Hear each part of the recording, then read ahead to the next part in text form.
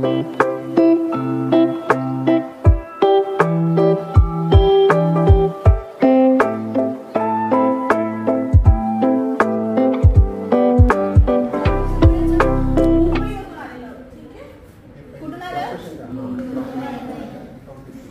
नाही, नाश्ता नाही केला का? बरोबर नाश्ता केला सगळ्यांनी. गेम्स खेळणार आहोत, ऍक्टिव्हिटीज करणार आहोत. थोडंसं जोरात बोला. काय कुठून आलोत आम्ही? Very good. आम्ही ना सगळीकडे असं लहान लहान स्कूलमध्ये जातो, गावांमध्ये जातो. तिकडे आम्ही असं काहीतरी ऍक्टिव्हिटीज करत असतो आणि त्यांना गिफ्ट्स देतो. ठीक आहे, ते गिफ्ट्स आम्ही आमच्या पॉकेट मनी, आमच्या फॅमिलीज मधून ते जमा करतो आणि सगळ्यांना गिफ्ट देतो. अच्छा, आता इथं कोणाला चॉकलेट किंवा कॅडबरी आवडतं? कोणाला इथं चॉकलेट किंवा कॅडबरी आवडतं? सगळ्यांना आवडतं ना? मला पण आवडतं. असं कोण आहे का ज्याला कॅडबरी किंवा चॉकलेट आवडत नाही? असं कोण आहे का? कोण आहे?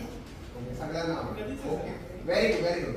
आता माझा प्रश्न तुमच्याशी हे आहे की फॉर एक्झाम्पल ऋषिकेश कुठे गेला? ऋषिकेश तर उभा राहा. ओके, जेव्हा तू चॉकलेट खातो बरोबर, हे काय प्लास्टिकची डब्बा आहे, हा ओला आहे का? हा सुका कचरा आहे ना? त्याच्यामध्ये पाणी जरी टाकलं तरी पण मी असं पुसून सुका होणार ना, म्हणजे हा सुका कचरा काय आहे?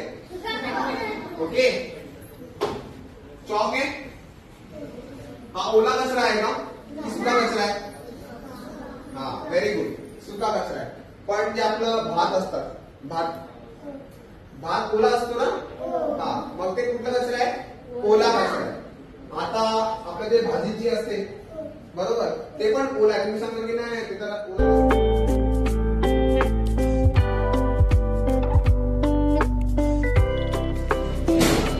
आता इथं ना 1, 2 आणि 3 ग्रुप्स आहेत बरं का?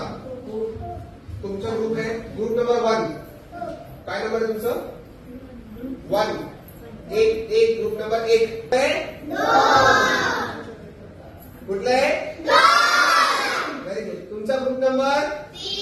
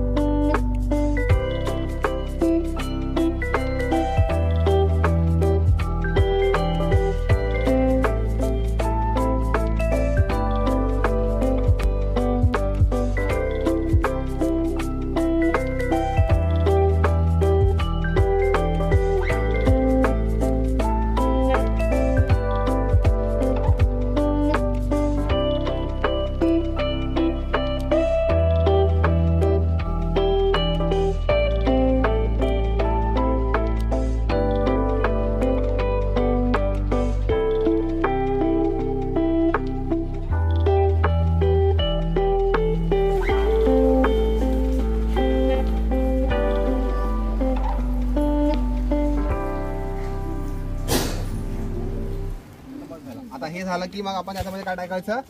ओला कचरा जे पण असेल ना तुमचं. आता तुमच्याकडे काय आहे ओला कचरा? बरोबर, टाका.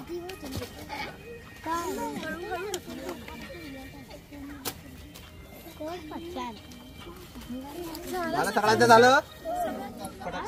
ओके, तर मग सगळ्यात आधी इम्पॉर्टंट गोष्टी काय आहे? डायरेक्ट तुम्ही त्याच्यामध्ये कचरा टाकायचं नाही. आधी काय करायचं? जे सुकलेली पानं असतात ना, जसं हे आधी असं जे सुकलेले पानं असतात ते सगळं असं घ्यायचं आणि असं सुगडून असं म्हणजे टाकायचं. बरोबर का? भरपूर. आता मी तिथून टाकून येतोय. ओके, मग तुम्हाला दाखवतो मी.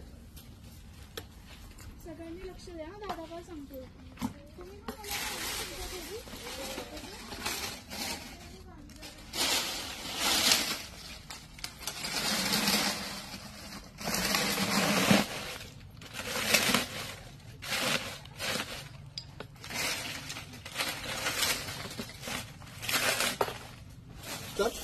चुरगुळून टाकलं बरोबर. काय टाकायचं याच्यामध्ये बघा बघा इकडे असं माती दे. हा बघा पुढून बघा काय दिसतं. या पुढून या बघा. ओके आता बस झालं. आता हे झालं की मग आपण याच्यामध्ये काय टाकायचं ओला कचरा त्याला वरचा कापायचा, खाली एवढी जागा मोकळी ठेवायची, एक सलई तापवायची, त्या डब्याला होल पाडायची. आपण जिथे याला असे पाडली त्याच्यात तुमच्या घरच्या मेथीची भाजी, पालकची भाजी, कोथिंबीरचे ते आपण ते वापरत नाही, खात नाही, पण तो कचरा आपण खराब झालेला काढतो ना, तो त्याच्यात टाकायचा. तो डबा पूर्ण भरला की त्याला झाकण लावायचं. 20-25 दिवस त्याला झाले की त्याच्यात पूर्ण कंपोस्ट खत तयार झालेलं असेल. तुम्हाला घरी वापरायचं नसेल तर दादाचा नंबर देतो, त्या दादाला सांगायचं आमच्या घरी खत बनवलेलं आहे, तो दादा तुमच्याकडनं एकच घेऊन जाईल. आलं लक्षात? हां. आणि आता प्रत्येकाने करायचं, उद्यापासून कामाला लागायचं होतं, डबा बिबा आता शोधा द्यायचं नसलं तर मला सांगा, मी तुम्हाला 2-4 डबे आणून देईन. हां, व्हेरी गुड. 3री, 4थी, 5वी कंपल्सरी करायचं आहे तुम्हाला घरी एक डबा तसा.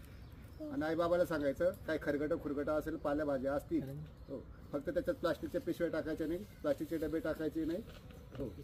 जे मेथीची भाजी, पालकची भाजी, शेपू काय ते खराब झाल्या पालेभाज्या असतील ते त्याच्यात टाकायच्या. हां, ओके.